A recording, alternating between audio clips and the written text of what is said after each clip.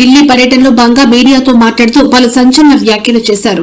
రాబోయే 10.5 ఏళ్ల పాటు తానే ముఖ్యమంత్రిగా కొనసాగుతారని, తనకు రాష్ట్రంలో ఎవరూ పోటీ లేరని ఆయన ధీమా వ్యక్తం చేశారు. కాంగ్రెస్ పార్టీలోనే కాకుండా ప్రతిపక్షాల్లో కూడా తనకు పోటీ ఇచ్చే నాయకుడు లేడని స్పష్టం చేశారు. ఈ వ్యాఖ్యలు రాష్ట్ర రాజకీయాల్లో తీవ్ర చర్చకు దారితీశాయి. రాష్ట్రంలో ప్రకంపనలు సృష్టిస్తున్న ఫోన్ ట్యాపింగ్ కేసు దర్యాప్తు చివరి దశకు చేరుకుందని రేవంత్ రెడ్డి తెలిపారు. ఈ కేసులో తాము పూర్తిగా ఆధారాల ప్రకారమే ముందుకు వెళ్తున్నామని స్పష్టం చేశారు.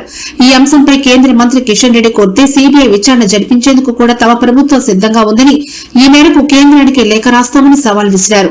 2029లో దేశవ్యాప్తంగా జమిలీ ఎన్నికలు జరుగుతాయని రేవంత్ రెడ్డి జోషం చెప్పారు.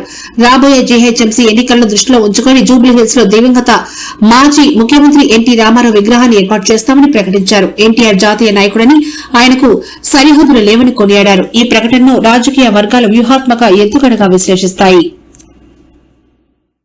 ఆయన చరిత్రనంట నేను మొత్తం రూపుమాపే ప్రయత్నం చేస్తుండంట. హరీష్ రావు గారు, మీ మామ దొంగ పాస్పోర్ట్ల చరిత్ర నేను తూడిపినా పోతదా? నీ పక్కలుండే ఆర్ఎస్ ప్రవీణ్ కుమారే చెప్పిండు, చంద్రశేఖరరావు మీద దొంగ నోట్ల కేసు చిక్కడపల్లి పోలీస్ స్టేషన్లు ఉందని.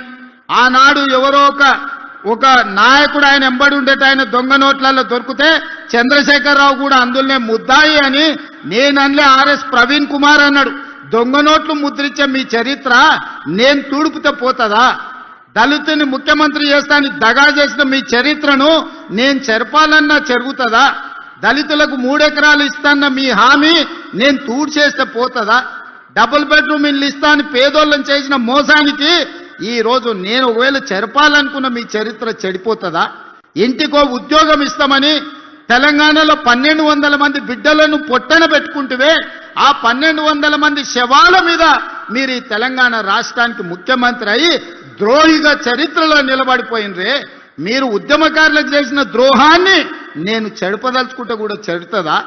మీ చరిత్ర దొంగ పాస్పోర్ట్లు, మీ చరిత్ర దొంగ నోట్లు, మీ చరిత్ర దళితులను దగా చేసిన చరిత్ర, మీ చరిత్ర తెలంగాణ ఉద్యమకారులను దోకా చేసిన చరిత్ర.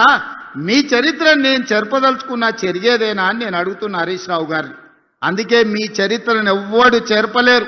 శాశ్వతంగా తెలంగాణ ద్రోహిగా, పాపాల భైరవుడుగా తెలంగాణ ఉన్నంతకాలం చంద్రశేఖరరావు పాపాల భైరవుడు అని తెలంగాణ చరిత్రలో ఉంటుంది హరీష్ రావు గారు.